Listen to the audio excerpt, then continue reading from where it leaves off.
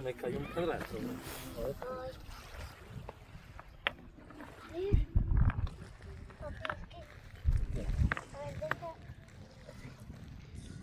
¿Qué te pasó? Nada. Pásame otras piedritas. Aquí está. Ya está haciendo un poquito de más frío. Fresco. Sí, fresquito. Sigan recogiendo piedras.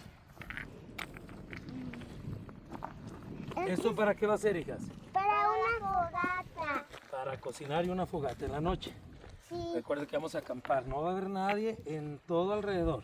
sí, no debe haber nadie. Eso no está. Por eso hay que cubrirlo con piedritas para que no se vea. No, y nada. aparte aquí, hijas, protegemos que el fuego no se nos vaya y vamos a hacer un incendio. Eso Aquí dije controlamos. yo. Eso dije yo. Muy bien. Si lo dijiste, estuvo perfecto.